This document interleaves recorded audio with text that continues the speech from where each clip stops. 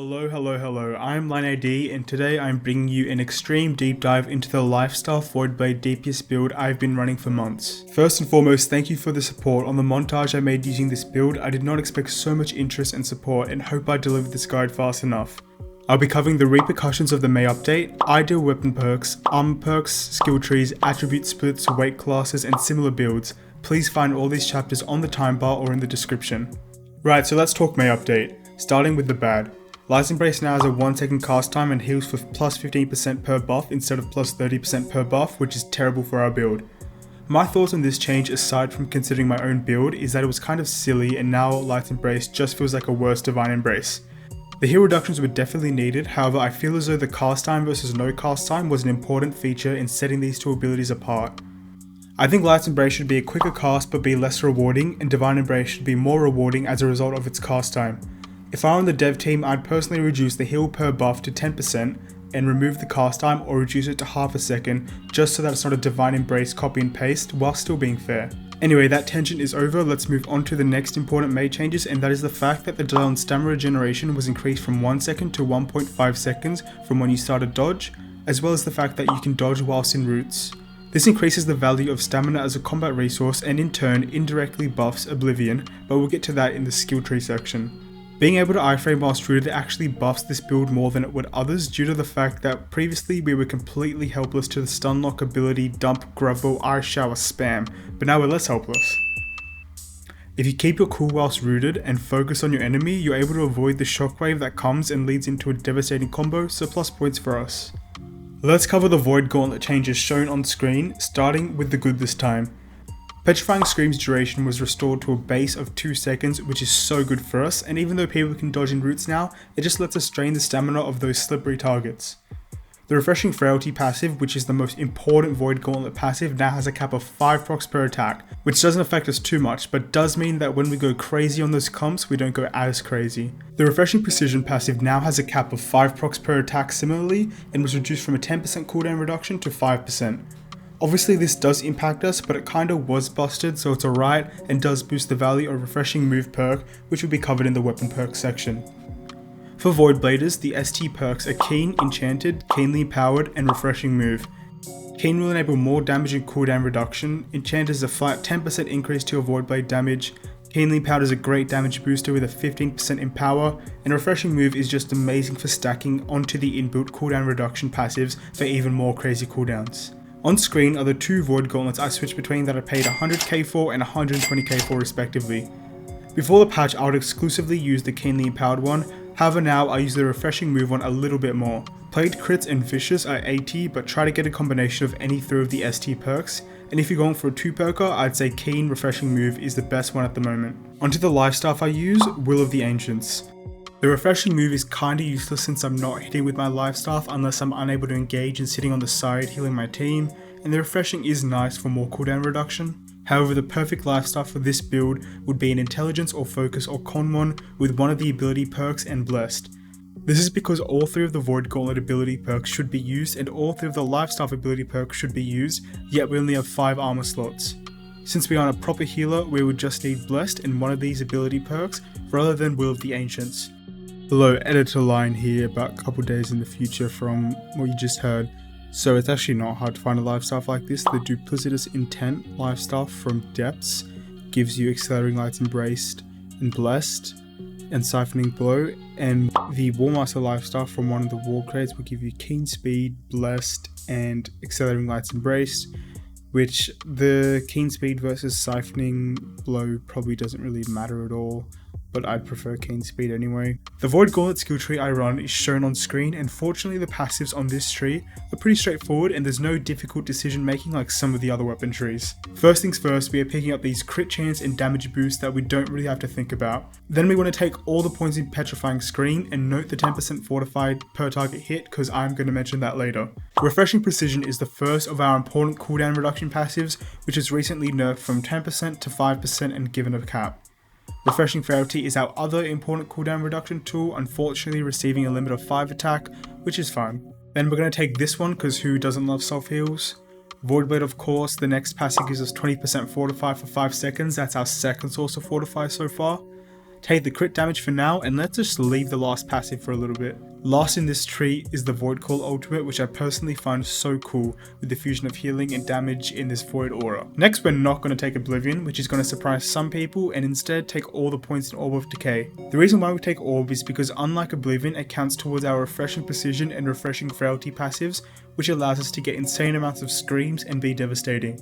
Please don't forget that Orb does cause a slow on most targets, which can be decently useful, but nothing major. I feel like the offensive capabilities of Orb outweigh the defensive stamina generation and bonus damage of Oblivion because of how often the fight moves from your Oblivion and it just falls flat. Or maybe that's just a me thing.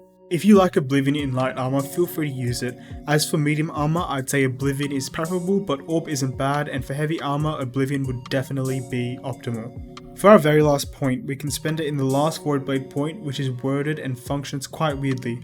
My understanding is that this is not a lifesteal, but rather just a heal for 5% weapon damage up to a maximum of 15%, but only the amount that focus contributes. Yeah, it's a bit weird. Most of the time we will take this one, however this passive right here can be a better heal as it's a nice burst. You just need to reflect on your playstyle and calculate whether over a 20-second period your heavy attacks on targets that are already afflicted with Disintegrate will heal you for more or less than this 80% value. If you're in light armor, the dodge one is probably preferable, but it's pretty even. And in medium or heavy, I think you're definitely going to want the heavy attack one, but I don't know. Let's jump on over to the Lifestaff skill tree now. First off, we will be taking all the points in Orb because that almost permanent 10% fortify is so important, and it's going to be providing 2 buffs to make our Light's Embrace chunkier. Speaking of, let's just grab these first 2 points, and if you're wondering why I'm choosing Light's Embrace over Divine Embrace, it's for the stamina and the fact that we constantly have so many buffs that it will always heal more. However, for a regular healer, you're probably better off running Divine Embrace.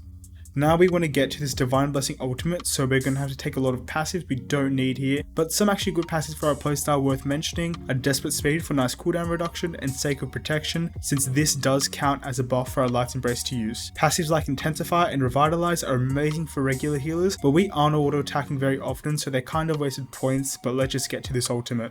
For our final 2 points, we are going to be getting Bend Light of course, and Spirits United as another buff for our Light's Embrace to use. So let's add up all these sources of Fortify. We have 10% running permanently if we're efficient from Orb of Protection. We should definitely be hitting at least 1 Petrifying Scream every 10 seconds, so that should be another permanent 10% minimum, but bear in mind that it can reach up to 30%.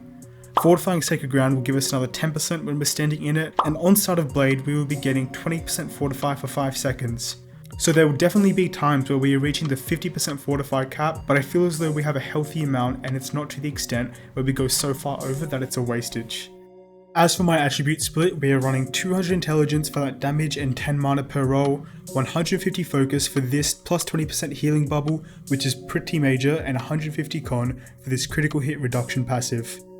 250 int, 100 focus, 150 con, or 200 int, 100 focus, 200 con would be the go-to for most other Voidblade builds, but having a Lifestaff changes it a bit for us. Now for Armour Perks, you must have Putrefying Scream, Voracious Blade, and Fortifying Sacred Ground on your gear.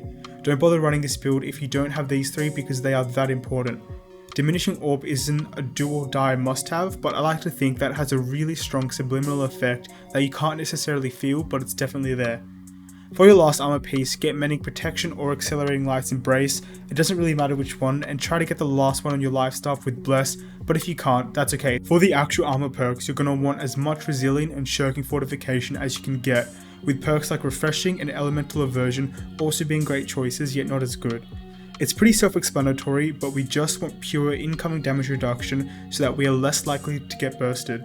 For preferred resistances, it's something I struggle with because if you go full physical, then a fireball takes half your HP, but if you try to even it out and take some physical away, you get hit for like 6k by a shockwave.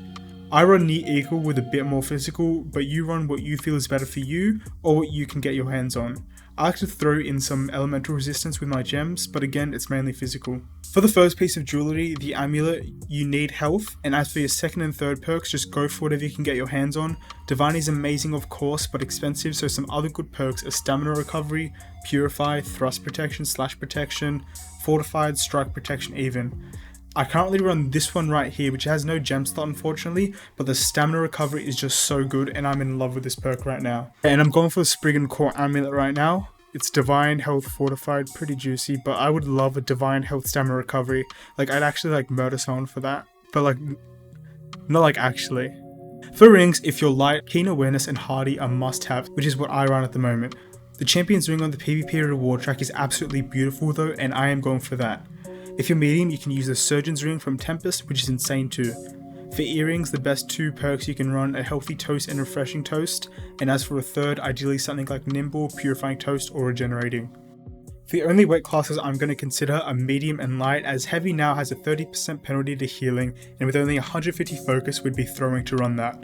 Light armor still feels good in our post-rush, arenas and open world PvP, and medium armor felt kinda bad in OPR and pretty good in arenas depending on the team I verse. This might be due to not playing many matches in medium and being unlucky, but I just think that with the amount of staggers and stuns around, you get gangbanged before you can even cast a heal, even with the increased durability. Medium did however feel a lot better in arenas where the environment is a bit more controlled, but even then, if a team coordinated against me, there was no escape where the mobility of light otherwise would have provided one. My recommended weight class for this build is light, as I'm a believer that the evasion potential is a form of tankiness itself, but please be wary of one-shot stun combos and bows this patch. Medium isn't so bad if you do want to try it, but probably works a bit better with Oblivion rather than Orb. So, can you run this build in the May update? Yes or no? Answer's yes. One other build I've been exploring in 3v3 arenas has been Light Voidblade with Rapier, which has also been a blast to play, and I'll probably find myself dropping a video on that next. The Rapier works wonders for escaping grav wells, ice showers, and warhammers where you otherwise wouldn't, and can be more powerful than a Lifestaff at times. In a war setting, I don't think you'd want to run the Lifestaff Voidblade, but if my stance on that changes, I'll mention it in a future video, and instead you're going to want to run Voidblade with Ice Gauntlet. Ice Gauntlet is great for the intelligence scaling, dropping ice showers to either secure kills or slow down those pursuing you, and for the survivability Intune provides, making it the ideal secondary for war or serious team play. Anyway, thank you again for the outpouring of interest and captivation you guys showed my previous video. I hope this covered every single one of your questions, but if you still have any, please drop them below. Don't forget to like and subscribe, and I will catch you in the next one. Thank you again, this was so fun to make, and I hope you actually liked it. I hope I explained it well, but yeah, comment. If you try it, tell me if you like it. I hope you do like it. Yeah, okay, bye.